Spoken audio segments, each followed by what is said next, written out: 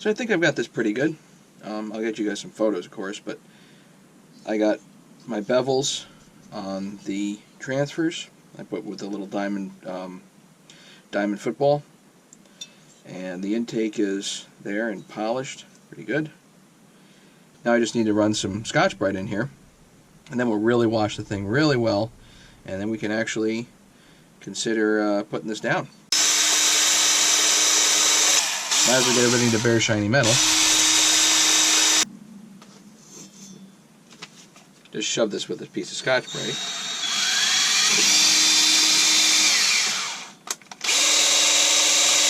Obviously you get the idea.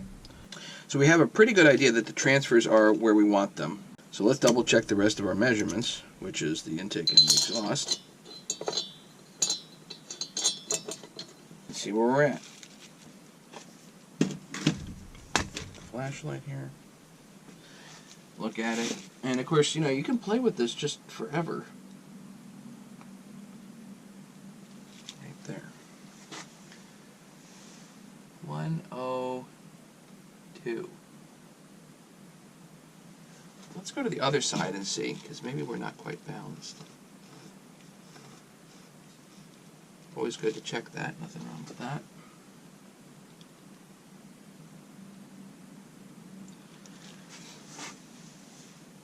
.103, maybe 4. So, yeah, somewhere around the 102, 103 mark is where we're actually at. Intake right there. This side says 79. Actually, that side says 81. Okay. That side says 81.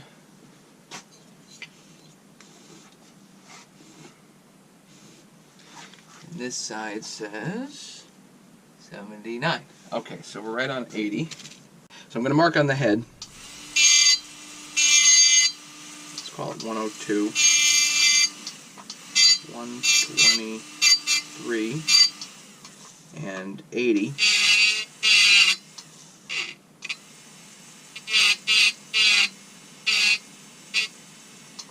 Now that we have those marks down, now I can recheck squish. I did adjust it a little bit, so let's see if I ended up at my goal, which is about 20. There you go. There you have it. Looks pretty good to me.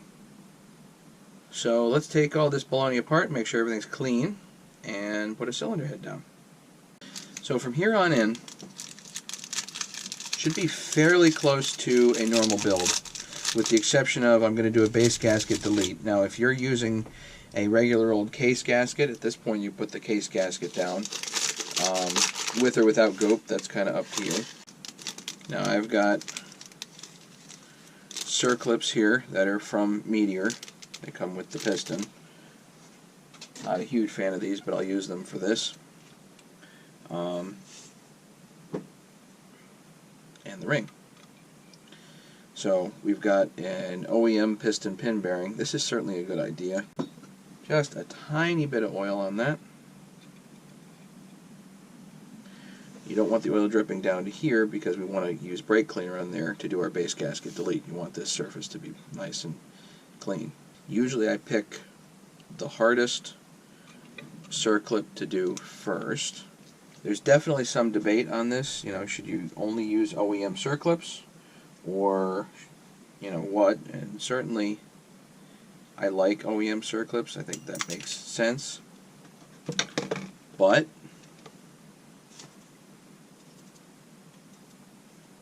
sometimes it's better to use the one that actually came with the kit. Sometimes. I'm going to make sure it goes like that. Put the ring in. Positioning pin. Again, you can put a tiny bit of lube on this too.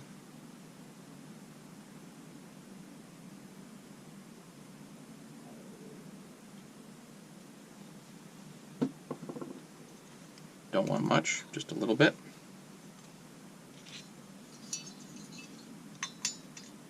Now, again, I forget who gave me this idea, but somebody came on my channel and suggested that I put the ring in first. Ring the piston, get that seated, ready to go. And then attach here because it's easier to do that. I thought that's interesting because what that does is it makes darn sure that the ring is in the correct spot. So now I've got that ready to go. Let's do our base gasket delete technique. I'm going to use 1184 for this. Brake cleaner first, make sure the parts are all, make sure the surfaces are all degreased. Probably for the 13th time here, but whatever.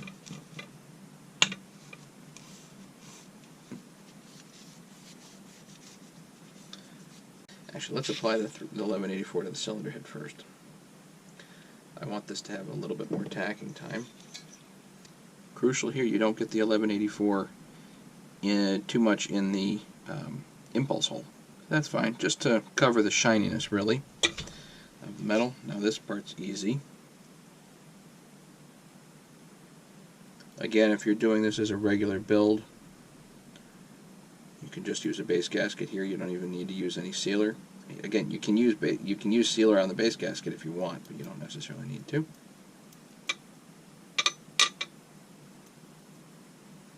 Little blue Loctite in the bolt holes. 4 case bolts. Ready to go. Gooped up, tacked up. Now it's entirely possible that I really need this partition on here, but hopefully not. So let's try it as is, and then we'll try to work with the partition. And if I mess this up, then I'll be taking this off. You know, oh well. Piston pin in. Into the bearing. There we go. Conveniently that rests there without hurting anything. The arrow on the piston is pointed that way, and you'll know because you'll see the ring positioning pin should be on the intake side. Put our circlip in. Click. Good. Double check the circlips, double check our gasketing material.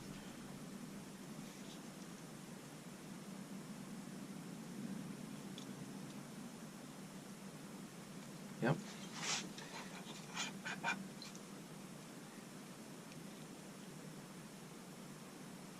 Walt likes to bring this to bottom dead center, so we'll do that. Roughly. And now, put our head bolts down.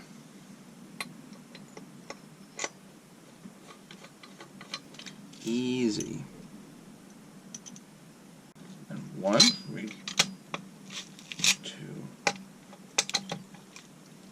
3, 4. Double check. 1, 2, 3, 4. Now we gotta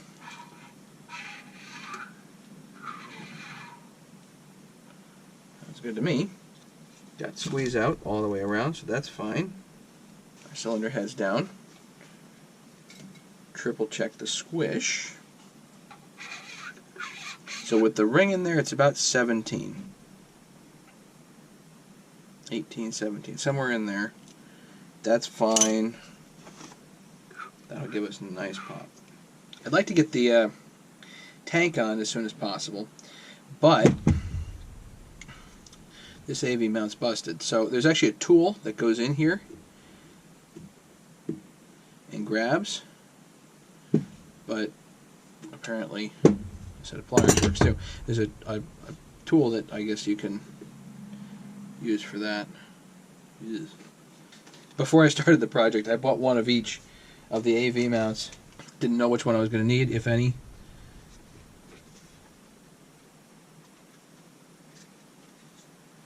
The rest of these seem to look okay. This one's a little bit on the flopsy side. So this is just screwing in, I guess.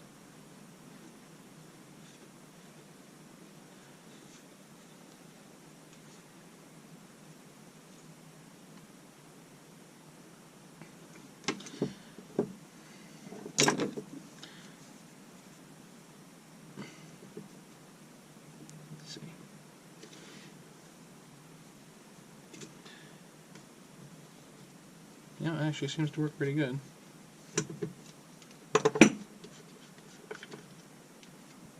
The mount itself is not busted, so I won't replace it. Just keep it as is. Just clean it out.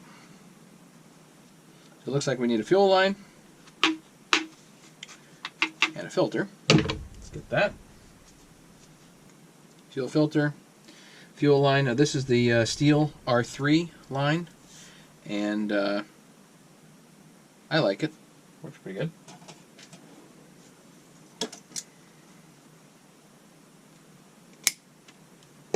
It's just a whole lot cheaper in bulk than the Husqvarna OEM line.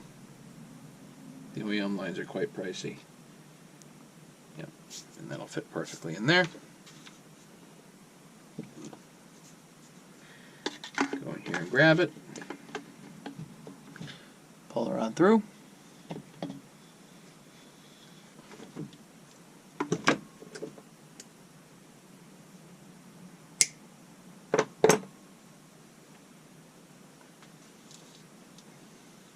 So you cut it on a bias for bringing it through, and then you cut it flush, or square rather, and then put your fuel filter on.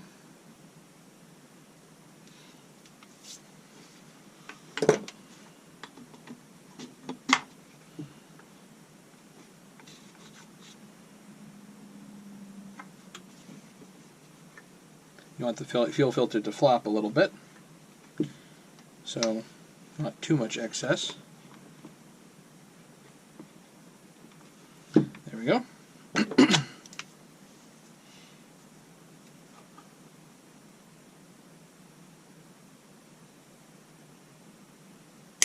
Cut it there. So now we have a tank that's ready to put on. But it sure looks like we're missing a couple things there. So, there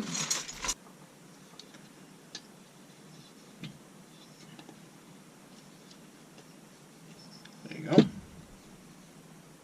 Probably a grommet here too.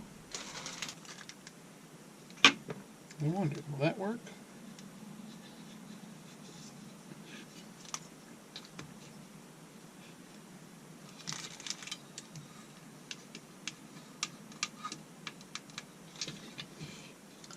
Looks like that ought to work fine.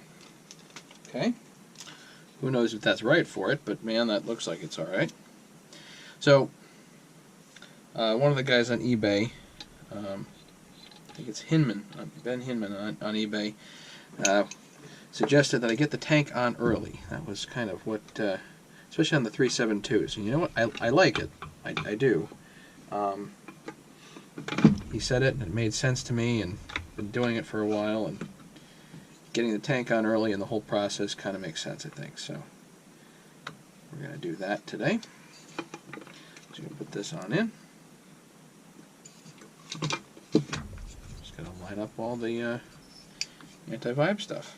Now I'm literally putting this whole thing together here from, well, something much worse than a box of parts. It's not a complete box of parts. In fact, yeah, there wasn't a box. This is just me piecing things together from eBay and whatnot. The guy out in the West Coast sells part lots, so you can get a whole pile of parts and just pray that they're all there. But since I'm putting together the 181, this looks very familiar. Probably shorter bolts to put the AV mounts on, so I'm going to look for those. And unfortunately, I'm going to take this grommet here, which is busted, and I'm going to toss it. So now we can look for our screws that we might need. And I think what we're looking for are those. So while we're on this side, let's put those in. Little blue Loctite if you want to. 3 AV mount bolts here.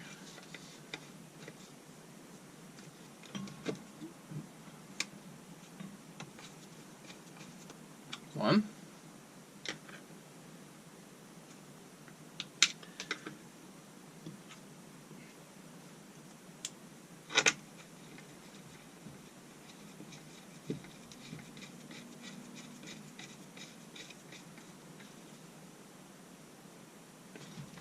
Two. One towards the front here.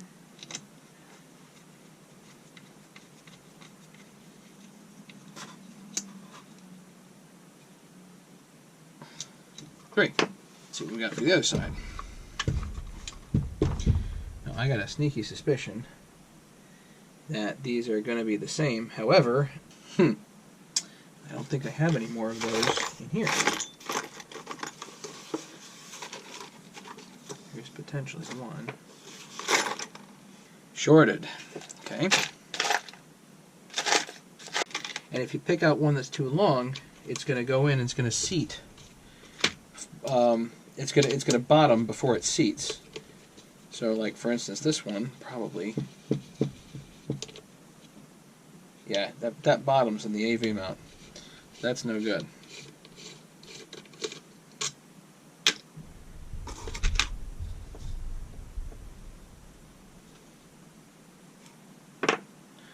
Probably 10 or 12 millimeter. My guess would be 12 millimeter would be what you're looking for. So for now, what we're going to do over here is use a couple of washers. I don't have a chain adjuster. You know, it's one of the problems with doing projects like this is you're always short a part. Now, I just hate being short parts. I hate having a saw that isn't complete, you know? That type of thing drives me nuts. So for now, I'm just going to put this on here.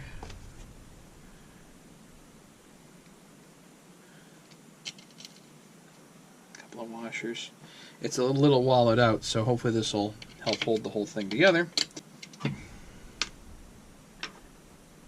Okay, that ought to work. At least for now. That's not the best. Maybe there's something wrong with the mount. If I take it apart again, I'll flat bottom tap it just to make sure that's okay. While we're here, on this side, got the chain tensioner. And for some reason, it doesn't come with a clippy thing. So, per usual, I'm going to make my own. No, that's a little too short. That's what the problem is. That chain adjuster looks like it's too short. It's not sitting in there right. Might be the wrong part there too. And unfortunately in my parts lot I do not have another one. So don't know exactly how this oiler goes together, but I'm going to take a guess. Looks like there's a washer that goes down, and then your spline. You have to figure out what drum we're going to use. This is the old one here, but hopefully that's fine. So let's use that. So this has the integral bearing in it, so no harm in using that, I guess, as long as it's still okay. This piece, one of these pieces fits, effectively fits like right on like that. There we go. And then that goes down here and finds home. Good.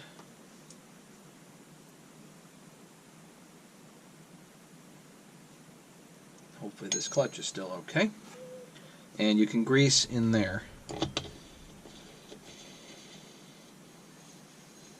Does not need to be on tight because it will self-tighten.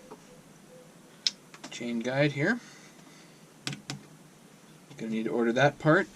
Gonna need to order that part. Great. For now, let's see if we can move to the intake and at least get that done. So yeah, so let's pause here and move up to the intake, but we'll come back to that to get that installed and good to go.